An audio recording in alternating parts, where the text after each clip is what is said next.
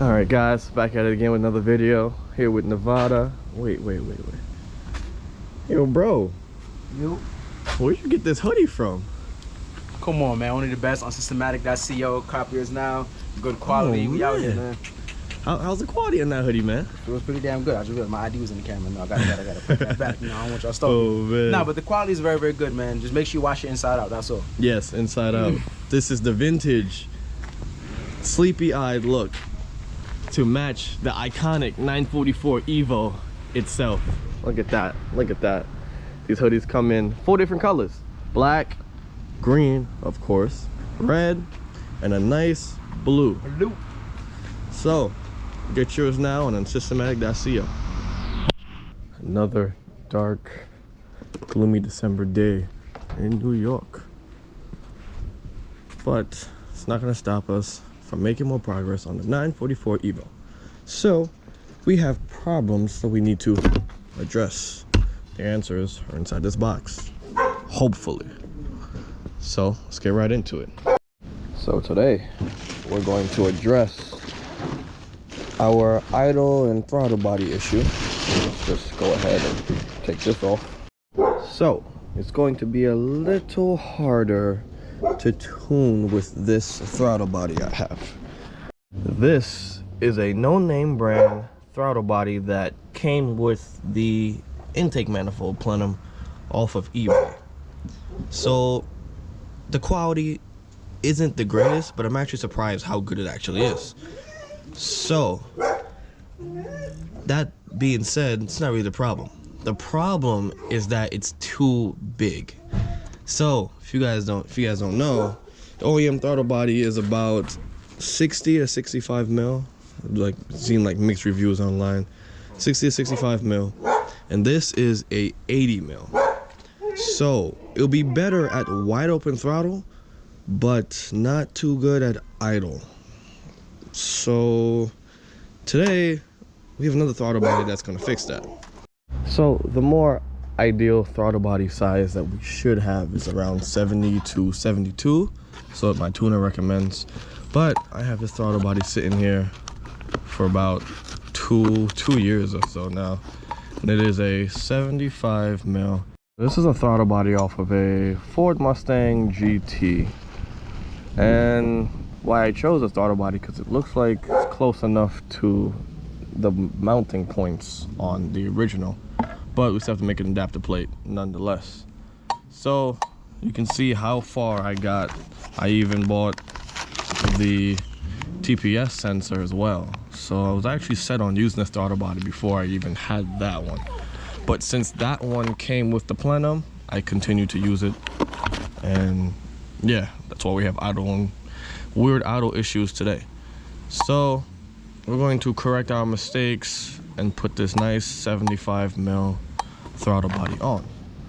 Another thing with the TPS sensor, I didn't show you guys that, because it is a cheap eBay throttle body. The way I had to mount my TPS sensor, it's kind of unorthodox. You can see the bolt always wants to back out because the threads are horrible. And if I touch it, you can see it does not want to stay straight. Look at that. It's just, this is all the reasons why if I showed you the Infinity software, my throttle is always saying it's either between -2, -5. It's always negative after I would blip the throttle and come back to idle. So that's also going to fix that, since this has a hard point, you know, perfect dedicated mount, and the sensor is perfectly dedicated to this throttle body. So that should fix 2 of my issues. Now the hard part is we have to make an adapter plate with these bolt holes mixing up with those bolt holes. So this is where most of the brain power comes in, and you see we have our bolts and stuff there. So we're gonna try and make this work today. So let's head out to everybody's favorite welder, Ray, and let's make this happen. All right, just made it back to see Ray at Mariah Metal Products. Let's get some work done.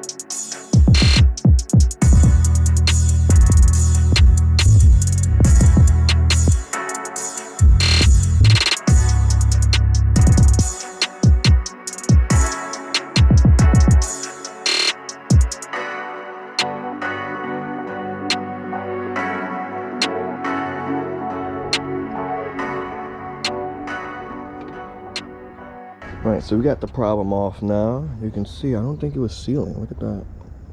That might have been a problem, I don't know. You can see the brass is not really brass, it's rusting off already. And this overall thing is just cheap. So, glad to get rid of it. Another thing, cannot mount this thing any proper way. Every time you come back, look, it's not even straight. So that's what's throwing off my readings as well. But, yeah. Overall, it's just a giant mess. So, let's get out the new one. Alright, so now we have this mounted to the plate. You can see, I don't have to move this piping, but you can see this one matched up with those, and then of course vice versa on the bottom. So these bolt holes are completely separate, and these will share, so not too hard. One thing is, we do have to drill out these holes because these are M6 holes and these are M8 bolts. So just go ahead and do that and then bolt this up. All right, now we have her nicely sitting here. This is perfect. This is just perfect. So two things, I'm gonna have to run to the store definitely to get smaller M8 bolts or see whatever I have in my arsenal. And this one, this is our new TPS sensor. TPS sensor off of a Ford GT. I had to double check, like the Terminator model, like the O2 or whatever. You can see it fits up nicely right up here, but also again I need to get longer bolts. I only have, these are M4s, I only have like 20 mil, so I need to get like 25 mil to make this work. So, but it's a nice quality one, I guess. It looks good. Sheesh. If it ever was to go wrong, it's pretty cheaply made. America, right? America. So let's go ahead and go to the store, get some bolts, and then you see it's kind of silver, so we're gonna have to put a nice coat of, fresh coat of black on that.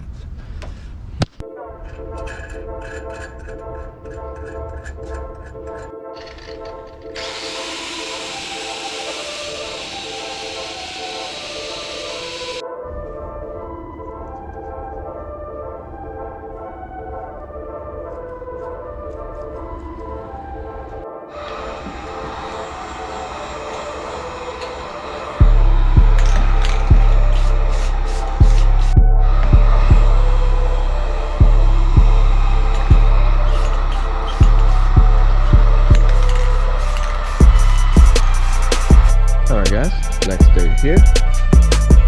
Got these parts nicely painted up. Still missing the bolts for the TPS sensor, but let's just go ahead and put everything together because we don't know what we might need in the future. So let's try and get as much done as we can until those bolts come in.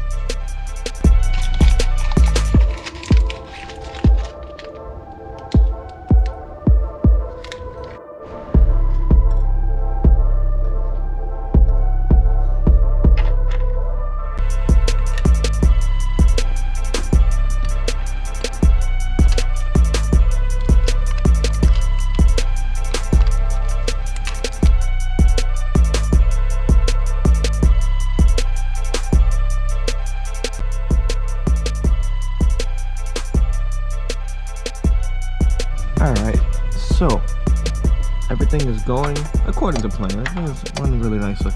Three things we gotta worry about. This little paint on the intake manifold. This area was never painted. Obviously it's on like the inside.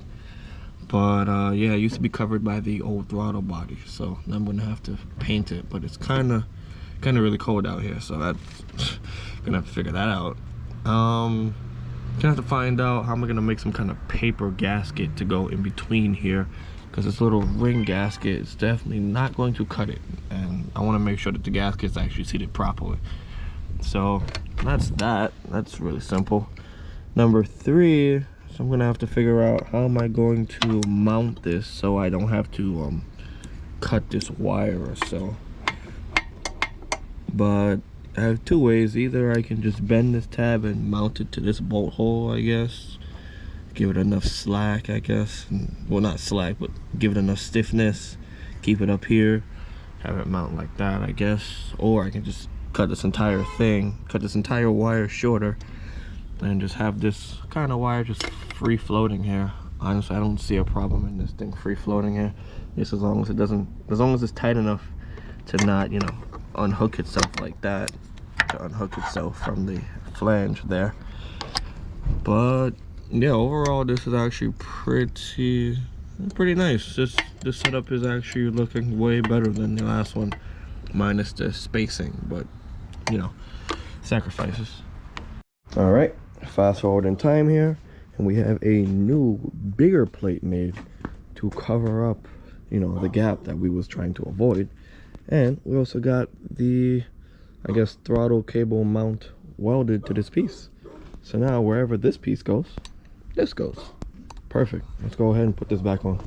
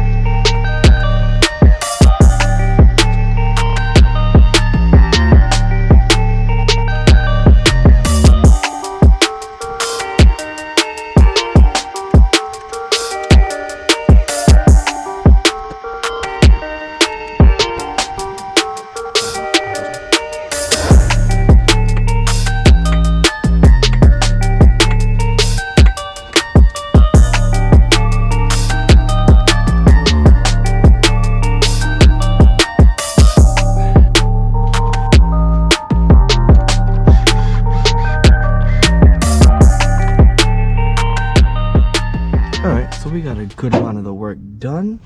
Throttle cable connected, silicone holes nicely placed over and clamped tightly. This whole setup is not going anywhere, and this is amazing the way this throttle cable mount works. If I need more tension inside here, I can just lift this out and it'll be perfect. Yeah, sounds like this dog wants to talk to us too. Everything came out real nicely, nice and calculated. Paper gasket is doing this thing, nice and tightly compressed in between. Now it's just time to work on the TPS sensor. So for the TPS sensor, I believe I explained it already, but this is off of a Mustang GT, like a Terminator body. So this is the same thing, 3 pins. The other one is 3 pins as well. That's why I mostly chose this throttle body and TPS sensor combination. So we're gonna have to look at the readout for this, the pinout for this, and then the pinout for that, and put them together. It's not gonna be too hard.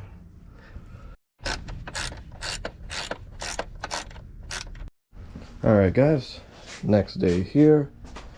This video is literally taking forever because it gets dark at 4.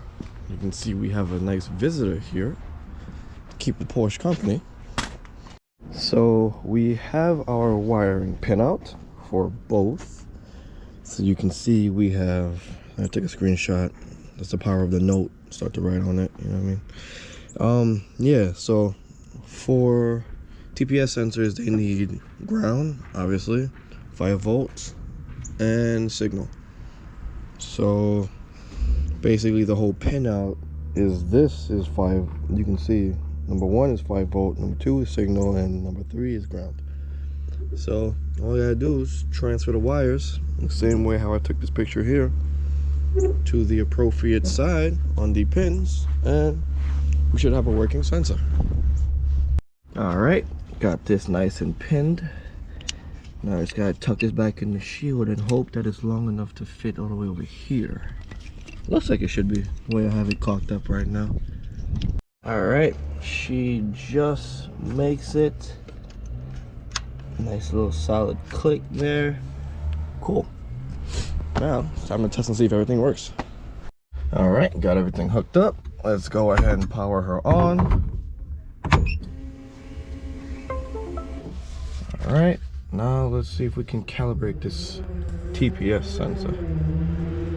All right, so off rip, I'm getting a reading from the throttle. If it would focus here, it's too much sunlight, guys, sorry.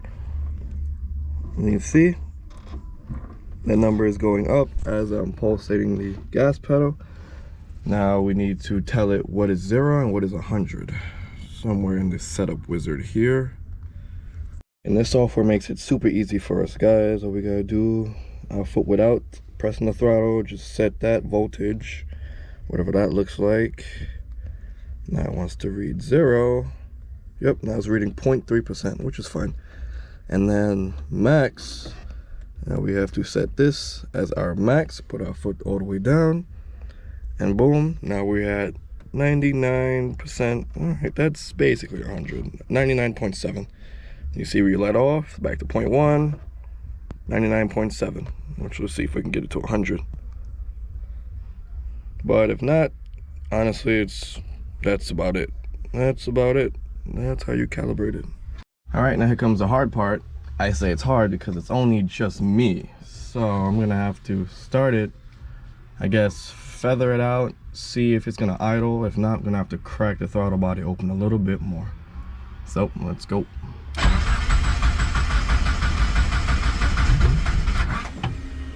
Just a little bit more. Oh wow, wait, did I get it perfectly right? Holy crap. I can smell that E85. Wow, she's idling so nicely with this smaller throttle body. Holy crap. Oh, want to die a little bit, but crack it a little bit over. Well, yeah, but you get the gist. That's basically how you do it. Let's go ahead and lock this lock nut in. Kind of mad that I chipped the paint a little bit, but everything on this car is going to be powder coated very, very soon. All right, gave it a tiny bit more. It was idling at 900. Let's bring it up a little bit more. All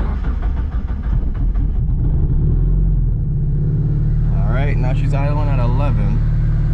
I would prefer that, especially because she's cold. Still got 96% gas in it. Sheesh. All right, we got our answers. That's about that. And that's how you install a smaller throttle body. You know, most people make videos about how to install a bigger throttle body, but in my case, the smaller one actually makes my car idle a lot better, obviously. 75 millimeter throttle body for the win. So that's about it for this video, guys. We get to head on over to systematic.co and get this wonderful sleepy eye, I don't know if you guys can see it, sleepy eye hoodie to match the 944 Evo. So that's about it. Don't forget to comment, rate, and subscribe. Never forget, never stop modifying.